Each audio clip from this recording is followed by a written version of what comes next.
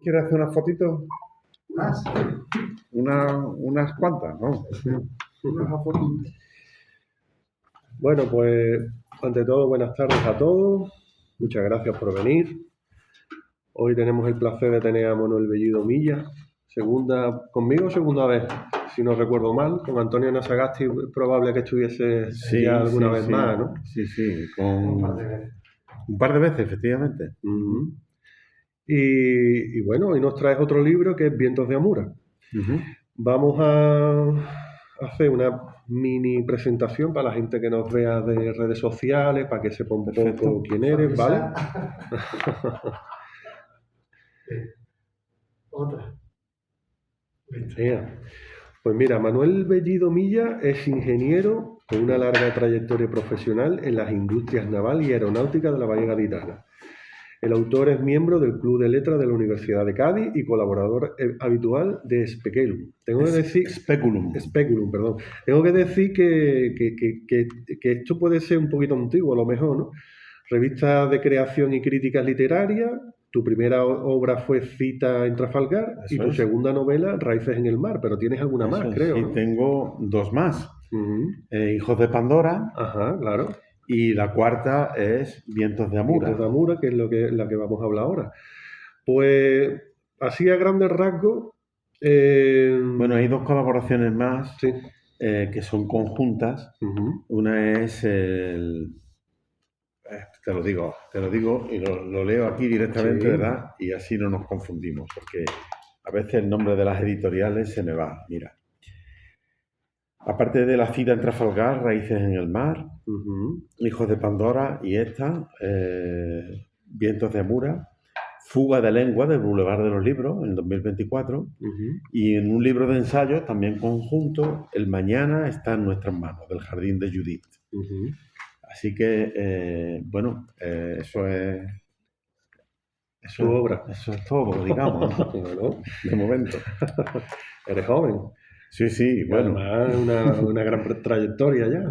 Sí, una gran trayectoria política, ¿no? Que se dice, ¿no? De otro modo, como yo no he leído el libro, yo entiendo que tú eres de hablar del libro y tal, pero yo te quería preguntar ¿qué te ha llevado a escribir este último libro? Esta obra, ¿no?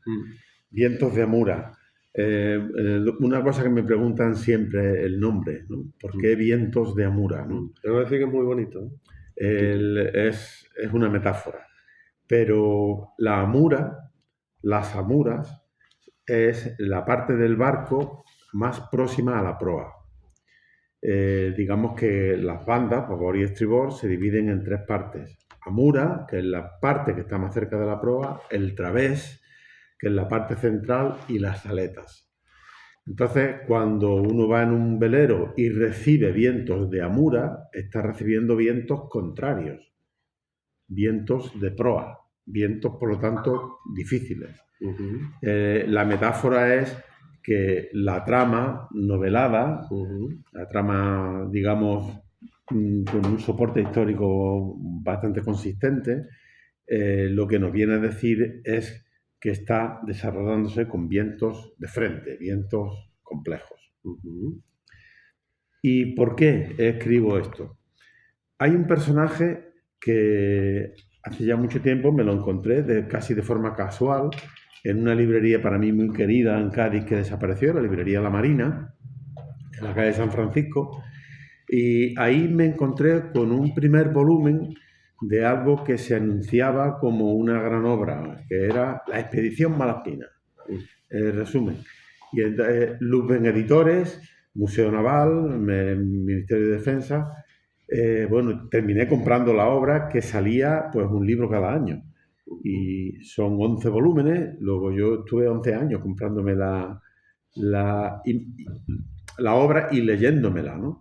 Y esta obra, digamos que se centra no solo, pero sí fundamentalmente en el personaje histórico de gran calado que es Alejandro Malaspina. Tiene un barco oceanográfico, el Malaspina, y este hombre, lo que más me llamaba la atención de él es su final. Terminó en la cárcel. después de haber comandado la expedición científica posiblemente más grande de todos los tiempos. Bueno, estamos hablando del siglo XVIII, que fue el siglo de las grandes expediciones científicas, ¿no? Y ahondando en este hombre, pues, bueno, descubrí que no solamente era un marino, sino que era un filósofo y que era un pensador, un político. Y la obra esta, de Vientos de Amura, viene a recoger en parte, en buena parte, todo este, digamos, periplo científico, filosófico y político de Alejandro Malaspina, que no es el único personaje de la obra. Porque lo tienes escrito como biografía, como una novela. Es una novela histórica, en la que conviven personajes reales que existieron, como por ejemplo Antonio Valdés, que en el contexto de la obra era el secretario de era secretario de Marina Indias. Era el hombre más poderoso del gobierno de Carlos III en parte, pero de Carlos IV, de Carlos III, sí, y de Carlos IV, efectivamente. Hasta que llegó Godoy y empezó a medrar, ¿no? Cayetano Valdés, José Bustamante y Guerra, que también forma parte de, digamos, de la expedición. La expedición fueron 2 buques, las corbetas Descubierta y Atrevida, corbetas que se diseñaron y se construyeron en la bahía de Cádiz, en la Carraca. Pues bueno, la Descubierta al mando de Malaspina, aparte de que era comandante de la expedición, y la Atrevida al mando de José Bustamante y Guerra. También un ilustrado, bueno, es decir, aparecen personajes como Tadeo Henken, un botánico científico de los más reputados en su momento, y otros tantos, ¿no? Estamos hablando de que la expedición iba a lo más granado de la ciencia, no solamente española, sino europea. Estamos hablando de astrónomos, pues, no sé, de botánicos, de cartógrafos, de matemáticos. Y bueno, pues todo este, digamos, compendio histórico está dentro de la novela, pero claro, la novela permite al lector pues escuchar la voz de Malaspina y de José Bustamante. Para mí eso ha sido un esfuerzo porque me he tenido que situar en cómo eran los personajes a tenor de la información historicista que yo he logrado conseguir, ¿no? Luego, digamos, la voz de Malaspina es distinta a la de Bustamante, distinta a la de Cayetano Valdés o la de su tío, Antonio Valdés, el secretario de Marina India. Y así, o de Godoy, que también aparece en la novela. O de María Frías, que también es un personaje histórico. Rodeado además de personajes que son puramente novelescos, como el coprotagonista, que es Nazario Lobón. Nazario Lobón es un gañán. Estamos hablando de la cara y la cruz de personajes, ¿no? Malaspina es un noble, caballero de la Orden de Malta, es ilustrado, es un científico, es una persona muy, muy preparada, muy inteligente, idiomas, y, bueno, pues. Y Nazario Lobón es un gañán, repudiado por sus amos porque ha tenido un conflicto de amoríos con una joven del cortijo, digamos, de donde estaban, ¿no? Los marqueses aquellos, ¿no? Y sin embargo, estos 2 personajes tan distintos, tan diferentes, digamos, encuentran un factor común. No llegan a conocerse en la novela, no es spoiler decirlo así, porque es importante. Estos 2 personajes van caminando a través del hilo conductor de la novela, del hilo temporal. No llegan a conocerse, pero sin embargo sus vidas paralelas tienen muchas cosas en común, a pesar de ser tan diferentes. Eso lo debe descubrir el lector, porque en esta novela el lector tiene mucho, mucho espacio para sí mismo. Yo, una pregunta que creo que te haría, más que nada por la gente que nos pueda ver a través de redes sociales, gente incluso de la América hispana.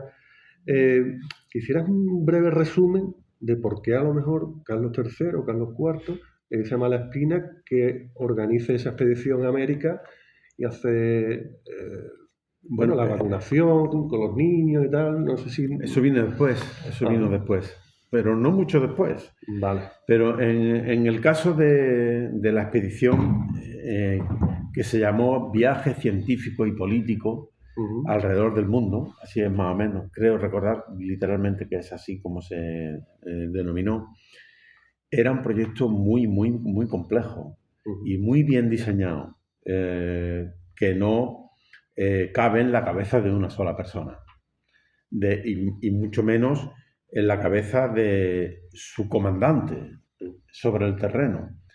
Date cuenta que la expedición parte de Cádiz en julio de 1789 y Malaspina se desembarca de la fragata Astrea 9 o 10 meses antes. Creo que no llega ni a un año. En ese cortísimo espacio de tiempo, en la cabeza de Malaspina, por muy inteligente que fuera y mucha capacidad de trabajo que tuviera, no cabe una expedición del tamaño de esto. Fíjate que se fichan a los mejores astrónomos, a los mejores físicos, a los mejores botánicos y después todo el aparataje logístico que eso lleva. Por ejemplo, el diseño específico para la expedición de 2 buques, que además resultan ser muy marineros, resultan ser extraordinarios, vamos, los 2. Y bueno, imagínate tener la idea solamente de fijar los objetivos. Los objetivos eran amplísimos, no solamente en cuanto a conceptualmente, sino en cuanto al territorio vastísimo que abarcaba, ¿no? Claro. Que es ni más ni menos que toda la América hispana, desde el Cabo de Hornos hasta las Islas Aleutianas, por el Pacífico. Todo el frente pacífico, en 1789, 90, 91, etcétera, estaba, digamos, bajo el dominio de la corona española.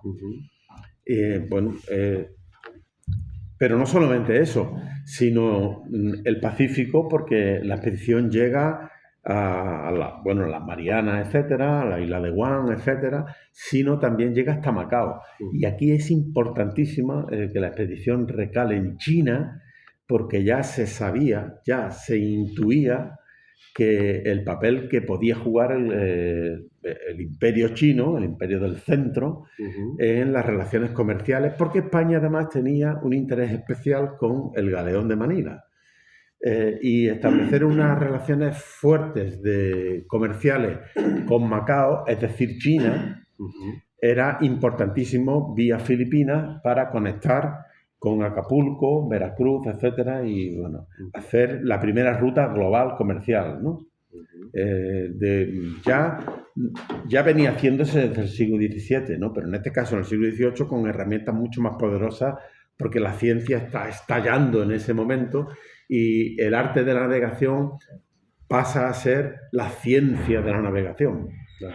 Entonces, bueno, pues todo esto además es fascinante porque en ese momento se está descubriendo prácticamente cuál es la redondez de la Tierra. Que la Tierra era redonda ya se conocía, pero ¿cómo es de redonda? Y Malaspina Malaspina Bustamante y el equipo de científicos que llevaban, embarcan instrumentos y conocimientos suficientes para aportar datos a la ciencia, para estimar cuál es exactamente el radio de la Tierra en el punto en el que están haciendo los experimentos, ¿no? Se descubren muchísimas plantas. Y no solamente plantas, sino la cartografía. Bueno, de la expedición Malaspina solo, que no es la novela es una parte. Es decir, aquí en la novela la expedición Malaspina juega un papel, pero no todo el papel. Pero de la expedición Malaspina podríamos hablar eternamente casi, ¿no? Yo no sé si, porque ahora mismo desconozco el nombre de este señor, pero no sé si a lo mejor iba ya con Malaspina. Jorge Juan es anterior, es bastante anterior. Pero digo si es por el que estabas tú pensando. No, por lo que me has dicho, por lo que has estado contando de botánica y tal, que fue después Darwin el que con Sí. los apuntes de este señor. Lo que pasa es que no sé si... Bueno, la expedición tenía tres botánicos. Uno era francés, Louis Ney, Ujú, que date cuenta que el momento, 1789 es la Revolución Francesa. ujú, Louis Ney, digamos, pues porque había, bueno, amistad, acuerdos políticos entre Luis XVI y la monarquía hispana, ujú. pues de hecho hay muchas colaboraciones en la enciclopedia, los enciclopedistas, etcétera, en la Condamine, en la Perús, etcétera, ¿no? Ujú. Luis Ney es fichado por Malaspina. Cuando digo por Malaspina, hay que entender por la Secretaría de Marina India, por todo lo que es el complejo político, administrativo, que es, por supuesto, político, ¿no? Ujú. Luis Ney viene con Malaspina y uno de los mejores botánicos del siglo XVIII, Tadeo Henke. Tadeo Henke también viene con Malaspina. Y de aquí Luis Pineda, que era también un botánico a la altura de estos dos, ¿no? En este caso, digamos, nacido en España, ¿no? Ujú. Bueno, pues igual que eso, pues no sé, Dionisio Alcalá Galiano era un astrónomo de reputadísima, digamos, nivel y admirado por todos y llorado por los ingleses porque murió en Trafalgar. Los ingleses cuando se enteraron que murió al mando del Bahama en Trafalgar, lo lloraron mucho porque era un ser, una persona, un científico importantísimo, ¿no? Y la Sociedad de Amigos del País también hizo un apoyo, porque además la idea también, una parte de esa expedición, es traer plantas para el cultivo y el desarrollo de España. Había una visión de desarrollismo, de que estaba un poquito atrasado con respecto a esto, pienso yo, y fue una pena porque esa sociedad lo que quería es que la idea de la ilustración, que el país mejorase y que mejorase los cultivos, la gente, que había era ambicioso, muy ambicioso el Sí, proyecto. de hecho, Tú creo que haces una referencia así un poco a... voy a leer la solapa, Sí. porque yo creo que ilustra bien un poco lo que estamos hablando aquí, ¿no? Ujú. La más grande expedición científica europea del siglo XVIII, la mayor encrucijada política de los tiempos modernos y la cosecha de lo que pudo ser quedan al alcance del lector en esta novela. La cosecha de lo que pudo ser. En ella se recupera la figura de Alessandro Malaspina, un personaje vilipendiado por la historia. Marino, filósofo, político y soñador. Un ilustrado que tuvo el atrevimiento de cambiar ciertas inercias en la España de las luces. Paralelamente se descubre la historia de Nazario Lobón, el protagonista, un lacayo extremeño repudiado por sus amos, que debe luchar para sobrevivir en el mundo hostil de los poderosos hasta encontrar, por fin, su destino muy lejos de España. La expulsión de los jesuitas, la monarquía global, el racionalismo científico, las colonias americanas y la desidia de las élites españolas son el contexto en el que se desenvuelven personajes históricos como Antonio y Cayetano Valdés, el propio Malaspina, Tadeo Henke, Godoy, que comparten espacio con otros personajes de ficción que dan forma a un mundo de traiciones y aventuras cuando empezaba a florecer la aplicación política de los principios de Isaac Newton, los principios de la filosofía natural y el nacimiento del mundo del que hoy somos herederos. Yo creo que esta breve sinopsis, recoge bien el alma de la novela y, bueno, no se trataba tan solo de hacer una novela de Malaspina, sino Malaspina en qué contexto. Y eso es, de alguna forma, yo creo que la novela es un retrato de la época, un retrato no solo de la época en cuanto a las circunstancias, sino en cuanto a los personajes. En un entorno de decepción y tal, de esta frustración en la novela, que un poco, yo creo que en otras novelas también tuyas tienes esa frustración como diciendo, como lo que hablaba antes de la potencialidad, de cuántas cosas se han proyectado y se han frustrado por la política y por ese tipo de cosas. Lo que pudo ser y no fue. Me hace mucho pensar este libro. Bueno, yo he pretendido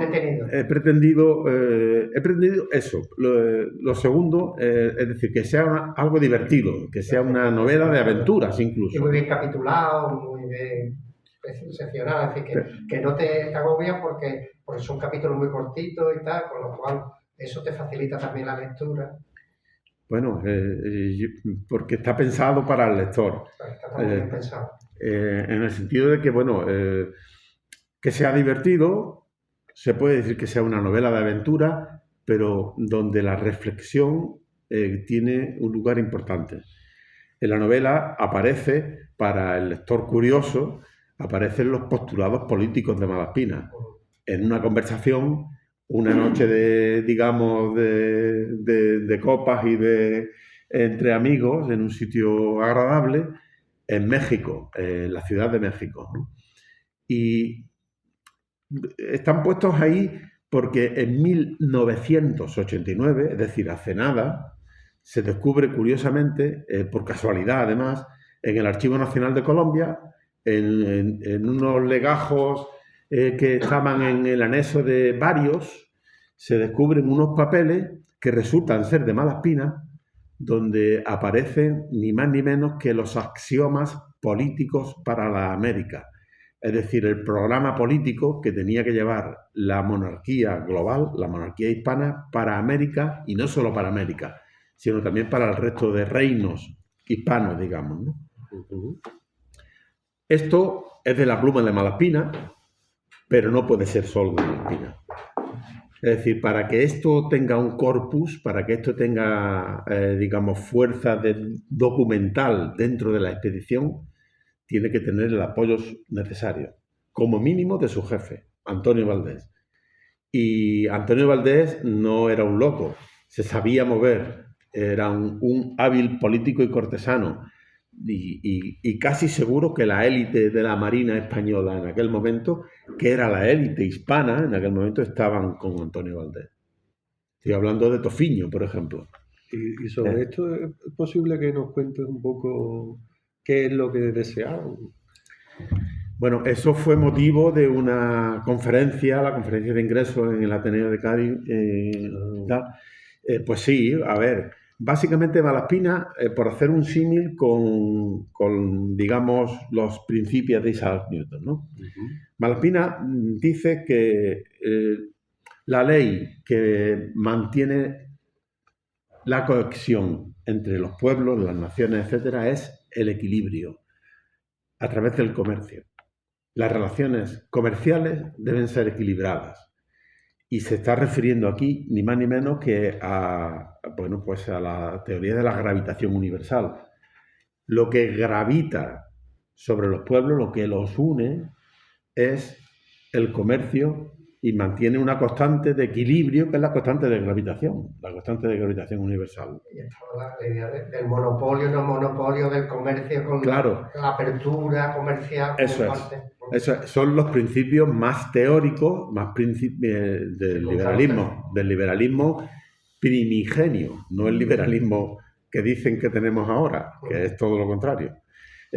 Por ejemplo, Malaspina piensa que es necesaria constantemente una fuerza dinámica que sea capaz de vencer a las fuerzas de inercia, las fuerzas de la reacción, podríamos decir hoy las fuerzas reaccionarias, para obtener la riqueza, para obtener el movimiento.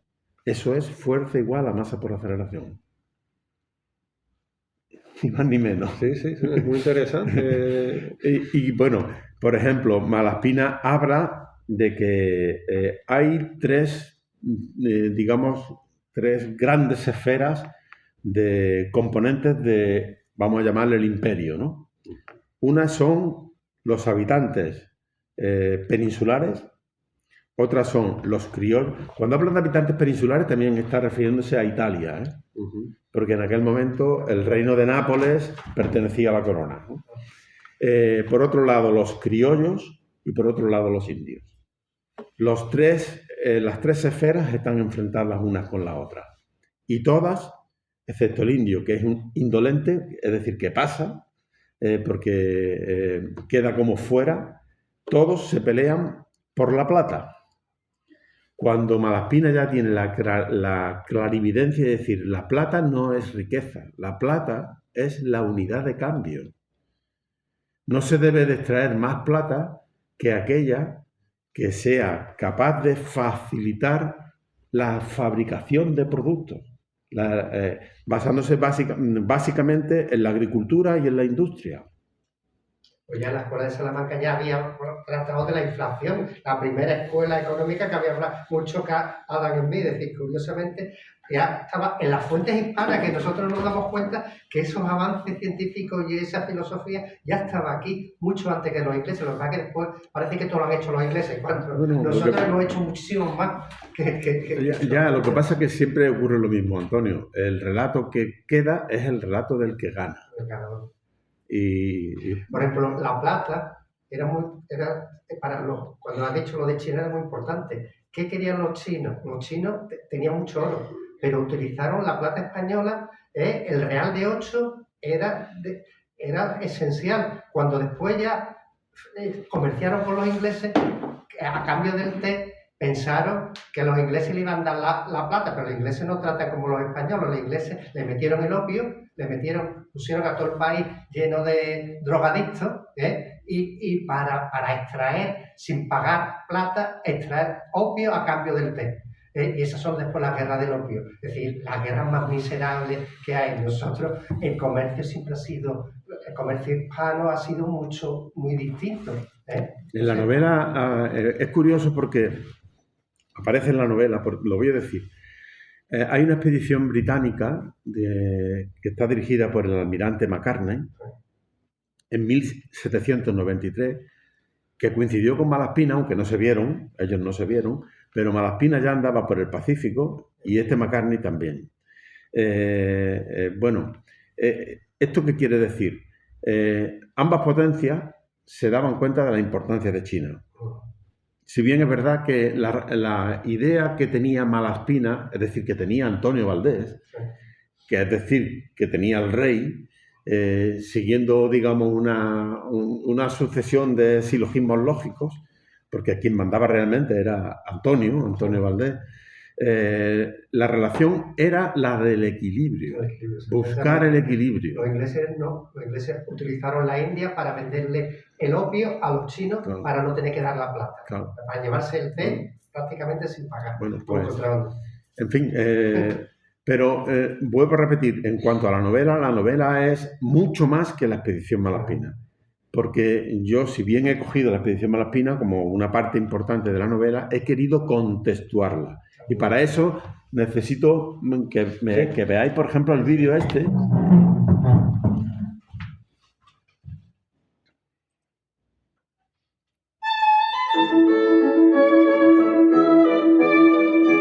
puede ver más grande?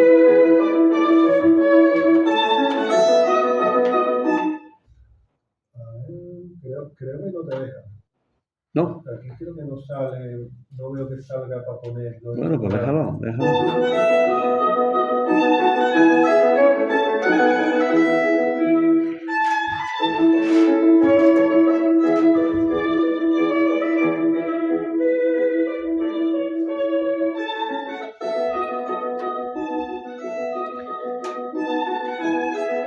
Son imágenes que de alguna manera nos van paseando por los capítulos de la propia novela, ¿no?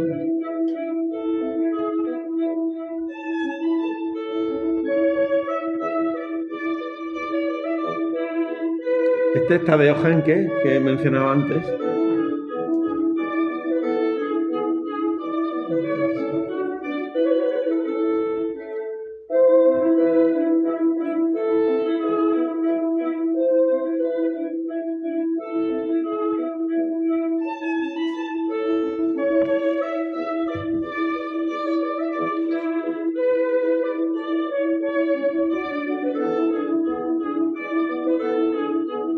Dos hombres y una misma suerte.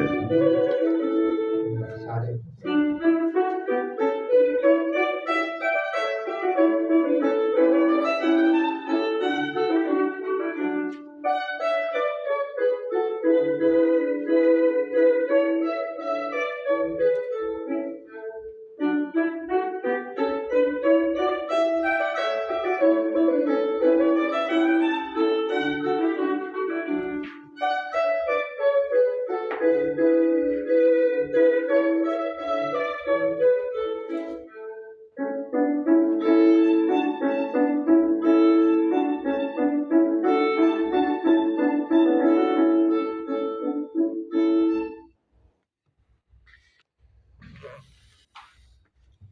Pues no sé, si tenéis alguna preguntilla, alguna cosa, yo os recomiendo mucho, si os gusta la lectura, y si estáis aquí es porque os gusta, os recomiendo mucho la novela porque primero os vais a divertir.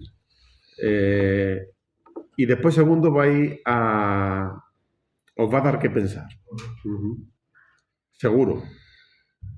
Yo me quedo un poco con lo que dijo Antonio al principio, que es verdad que siempre te queda contigo esa sensación de podía haber sido de otra manera, ¿no? Es cómo sucedieron las cosas. Es que, verás tú, Manu, yo estoy un poco cansado de ver como dos planos o dos miradas a nuestra historia que son antagónicas.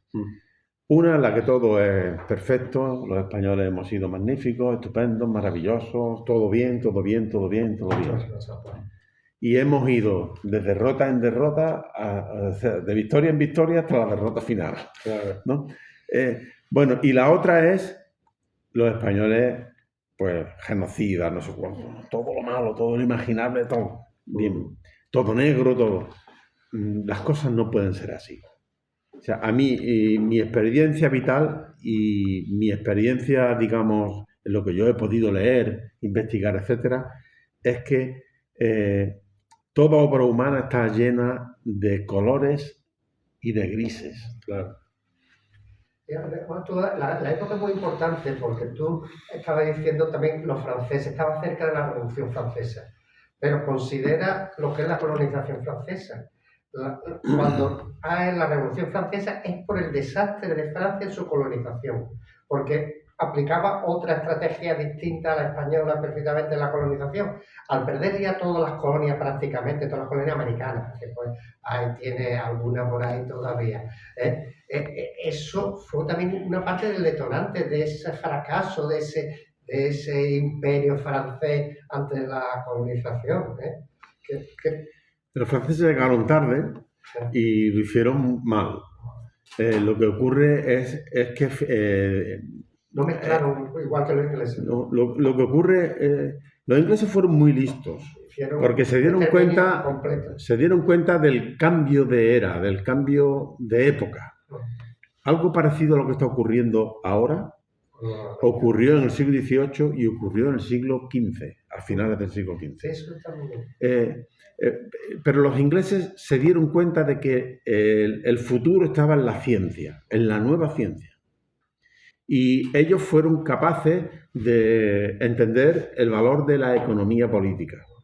Malaspina también, pero las élites hispanas no. Las élites hispanas territoriales, anquilosadas, etcétera, porque es que el cambio era absolutamente revolucionario. La revolución no fue la francesa, fue la ciencia. Fue Isaac Newton, fue Liebig, fue el desarrollo de la botánica, el desarrollo de la astronomía, todo esto. Es muy parecido a lo que está ocurriendo hoy en día con la inteligencia artificial y todo esto. Es muy parecido, es muy similar.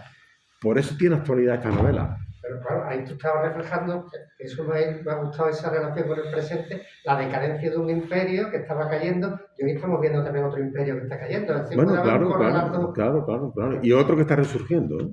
Sí. Cuidado. Pero los franceses les cogió como a contrapié. Los ingleses fueron muy listos y se adelantaron a todos. Bueno, se adelantaron, pero fallaron en Estados Unidos, en lo que hoy es día Estados Unidos, ¿no? Y en ese, digamos, fracaso España tuvo mucho que ver. Es decir, Córdoba lo que hizo, cogió la cantidad de barcos que encantó, que eran para las colonias. bueno, y Valdés, bueno, en fin. Almirante Córdoba. Y nosotros no nos dimos cuenta de nada. Aquí creíamos que todo esto era como el siglo XVI o el XVII. A pesar de que había una conciencia de algunos, los de Amigos del País, había una serie de... Sí. Pero perdieron. Ilustrados. Era una minoría que quería desarrollar... Pero perdieron, Antonio. Sí. Era la Marina, básicamente. Esa minoría estaba basada en la Marina española. Pero perdieron. No, y algunos ilustrados desarrollaron industrias en Málaga. Los primeros altos hornos que la gente piensa en el País Vasco fueron en Málaga. Sí. Es decir, que había una serie de ilustrados que de Pigman que desarrollaron, eran gente... Cabarrús, por ejemplo. Todo ese tipo de gente que desarrollaron y crearon industria a través de la burguesía ilustrada y que venía de la aristocracia. Pero era la aristocracia, muy poquitos querían. Pero esa aristocracia, digamos, evolutiva, ilustrada, finalmente perdió. Era muy poco. Tenían mucho poder y estuvieron a punto estuvieron, pero no. Posiblemente porque en la corte de Carlos IV se instaló de manera absoluta la corrupción y las desganas. O sea, a ver, las élites preferían acudir a una corrida de toros a devanarse el cerebro con las teorías de Newton, que era una cosa complicadísima y todo esto. Entonces, no estuvieron a la altura de que les exigía el país. El liderazgo que necesitaba el país,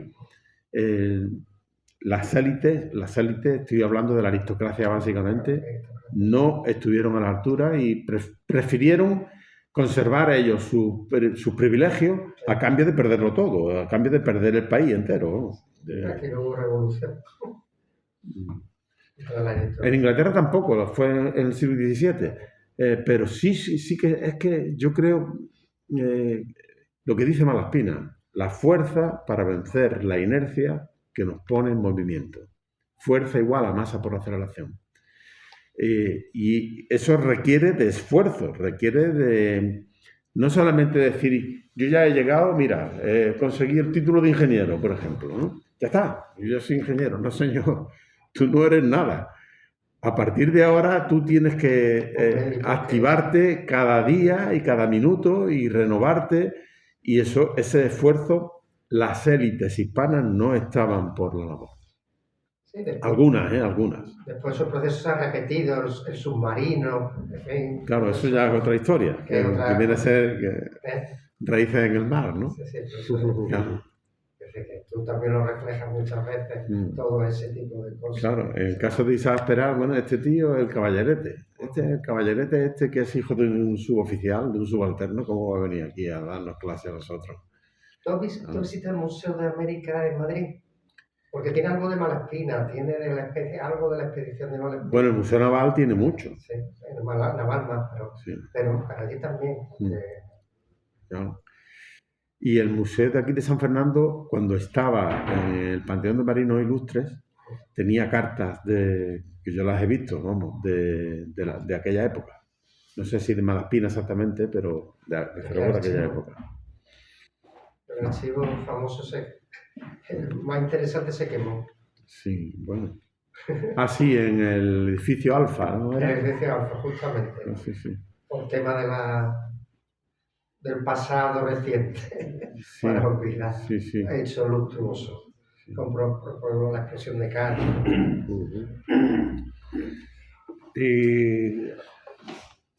Hola, gracias. No, es que, ¿sabes lo que pasa? Que ahora mismo se me están viniendo muchos hechos históricos que no tienen nada que ver ahora con la novela, entonces tampoco quiero pisar por ahí. Lo que sí te preguntaría, por ejemplo, sobre la novela, fíjate que no recordaba yo el final de Malaspina. Ahora me ha dado mucha curiosidad por saberlo, no sé si lo reflejarás en el libro, me imagino que sí, porque he visto que viene reflejado. Sobre eso hay mucho de mito. Hay bastante historiografía sobre, digamos, la caída en desgracia de Malaspina, ¿no? Pero A ver, también es verdad que a veces la política se mete entre los historiadores y donde se debería de profundizar no se profundiza en exceso o lo que se debiera. La novela te da margen para fantasear, Claro. pero fantasear de manera lógica, estableciendo una secuencia de hechos novelados que son plausibles. Sobre Malaspina yo he escuchado, no, es que fue una cosa de falda, una cosa, se decía. No, es que se enfrentó con Godoy. Bueno, el tema tenía mucho calado, el tema... España estaba en guerra en aquel momento. Estaba en guerra con los franceses. La guerra con la Convención Francesa. Y los franceses, el ejército francés, había invadido el País Vasco. Malaspina pensaba que los franceses no eran el enemigo. A pesar de que estamos hablando de la República Francesa ya, el enemigo realmente a combatir eran los ingleses. Pero claro, proponer una paz con Francia era como alta traición, ¿no? A pesar de que Godoy estaba negociando en Basilea esa paz. Pero, y Godoy yo creo que de alguna manera recoge los postulados de Malaspina para la paz con Francia y son los que se firman después en Basilea, ¿no? No, yo veo un entente interesante por la Guerra de las Naranjas famosa. Que sí, bueno, el tema de Portugal. Sí, por lo que le dan el Principado de la Paz, ni más ni menos al caballero este, ¿no? Bueno, pues yo creo que Malaspina lo que pasa es, date cuenta, él llega en 1794, llega a Cádiz y todos son honores, todos son festejos. Es héroe, el héroe nacional. Y va de fiesta en fiesta cuando él lo que quería... Bueno, él se deja querer, ¿eh? Vamos a decirlo claramente, lógicamente, ¿no? Él se considera un héroe y lo es. En el sentido de que viene con 2 barcos llenos, atestados de documentos científicos y políticos. Era una cosa enorme aquello. Aquello se perdió la mayor parte. Lo que hoy conocemos, es decir, lo que hoy está en nuestro poder es una parte, solo una parte de lo que... Una parte también se quedó en América, en Perú, ¿no? Se quedó en América, sí, en Colombia. En Colombia. Y bueno, y otra fue una diáspora por las potencias europeas, ¿no? Los ingleses se llevaron una parte, los franceses otra. Claro, porque estamos hablando en aquel momento eran documentos importantísimos de primer nivel. Que robaron los ingleses, los planos del submarino nuestro. No lo robaron, ¿no? Vamos, hubo un listo que se los vendió, ¿no? Sí. Como fuera. Yo te quería preguntar también por algún apartado de la novela que no sé si sería posible que nos leyese alguna parte que te guste mucho, que sea muy... Tienes de bajar un poco el aire. Sí, ¿tenéis frío ya? ¿No puedo bajar ahí tú? No, tienen ellos el mando.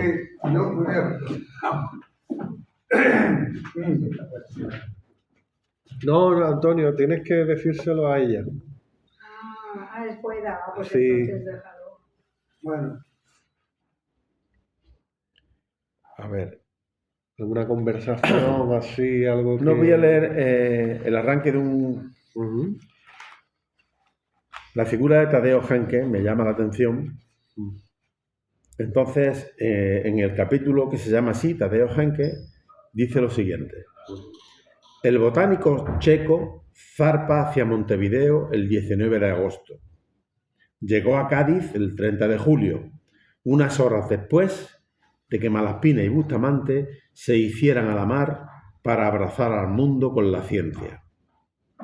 Desde que salió de Viena el 26 de junio, su viaje ha sido una lucha contra el tiempo a fuerza de galopes. Por fin alcanza el arenal de Cádiz y siente un mal presagio al ver el horizonte.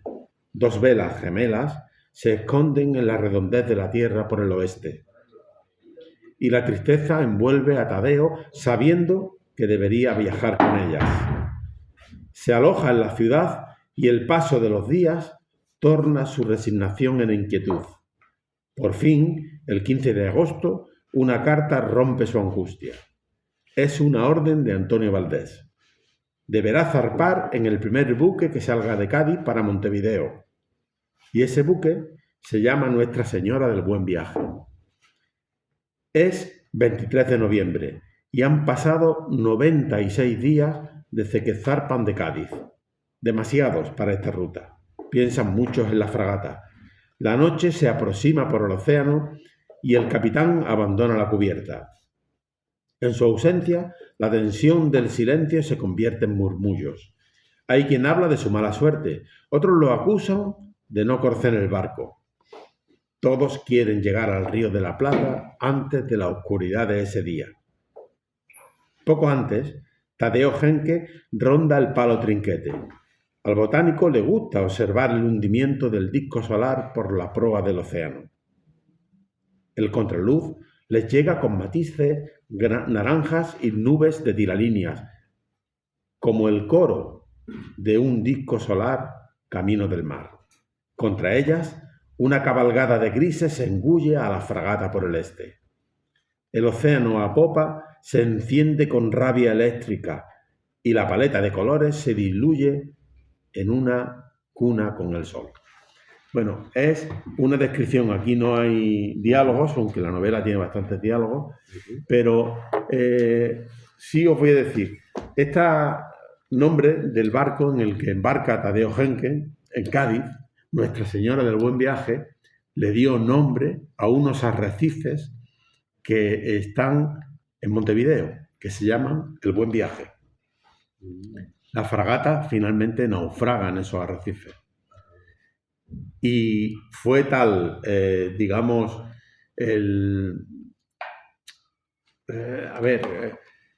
la noticia fue tan terrible porque murieron mucha gente, muchísimos, casi todos en la fragata mueren. Tadeo Genque no, Tadeo Genque se salva, sobrevivió, que le pusieron a esas piedras, a esos arrecifes, le pusieron el nombre del barco, El Buen Viaje.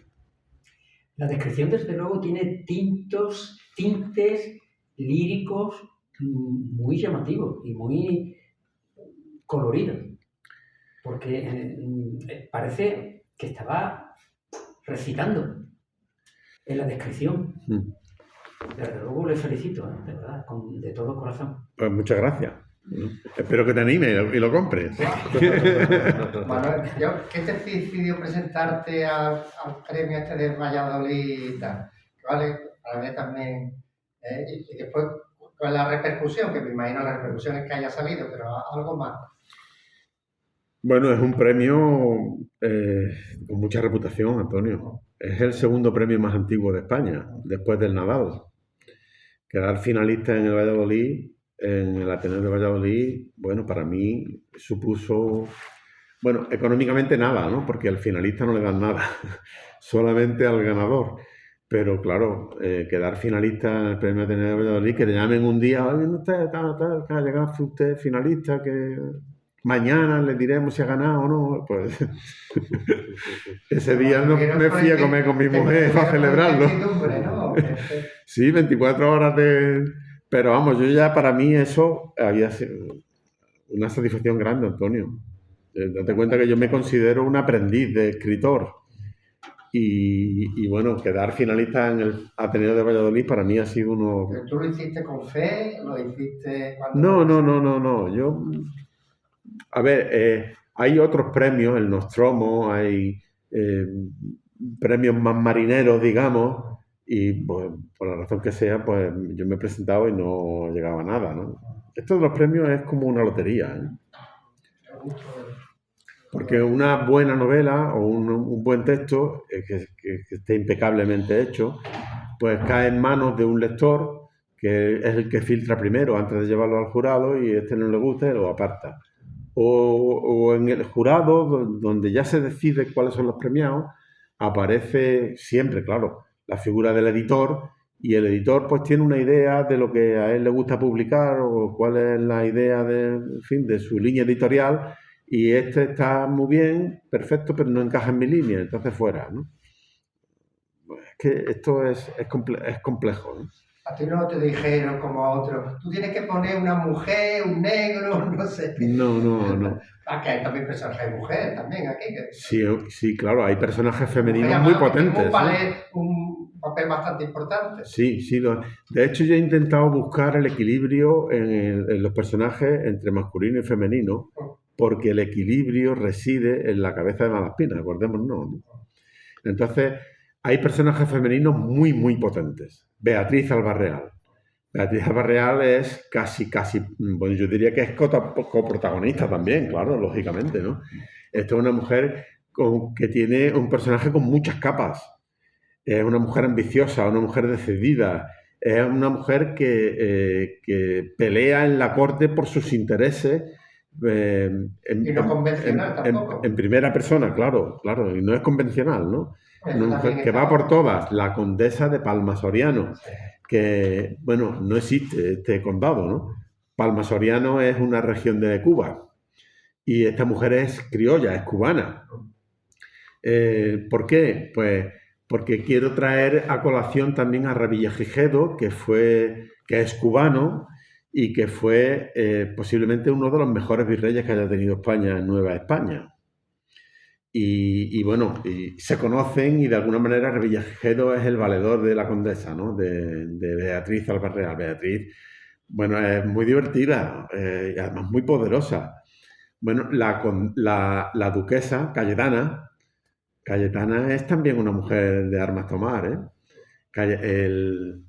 El duelo dialéctico de Cayetana con el bandolero, con Luján, que habría que traer un bandolero porque lo que he dicho al principio, ¿no?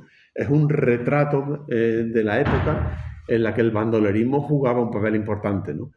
Y Luján es un personaje mítico, un personaje que se sabe que existió, pero que yo creo que la fama y la épica sobrepasan al personaje mismo, ¿no? Además está en la época de la repoblación, todo el camino, desde hasta Andalucía, la Carlota, todo eso es lo que hace Carlos III, Claro. van a ir repoblando para que los caminos no estén Claro. De hecho, abandonados. la Carlota paran en un momento determinado de la novela, aparece la Carlota. La Carlota está perfectamente porque ya te dais cuenta la importancia de esas poblaciones para que ese corredor esté más poblado y haya... Sí, bueno. Estos dos personajes femeninos tienen mucha importancia dentro de la novela, mucho peso. Y de alguna manera contraponen desde el punto de vista de género al de Malaspina y al de Nazario, ¿no? Claro, ahí no puedes meter una mujer por mucho que tú... Pero sí jugaban un papel muy importante porque, bueno, a Elvira Sanchís, otro personaje femenino también muy potente, banquera, ni más ni menos, ¿eh? Ella está negociando con cosas que pasan en la novela en relación con la plata y todo esto, y es ella la que negocia y negocia varias bandas. Bueno, sí, es una novela de personajes femeninos muy potentes. Sí, porque es que esa parte estaba como un poco más... que no había hablado mucho, pero a mí me gustó toda esa parte. Vale. Pues tenemos que dejarlo Muy bien. aquí, Manuel. La verdad que el tema está muy interesante. Entiendo que hayas quedado finalista, porque la verdad que el tema se lo merece. Y por lo que me estuviste diciendo, has tenido bastante afluencia de público también en tus presentaciones, ¿no? Bueno, tú sabes, ¿no? Cómo es la cosa esta de las presentaciones literarias, pero bueno, aquí estamos, Manuel. Ya. Muy bien. Pues nada, lo tenemos que dejar aquí. Pido un aplauso para Manuel Bellido. Aquí tenemos también el diplomita por haber asistido. Nada, muchas gracias a ti, hombre, muy amable.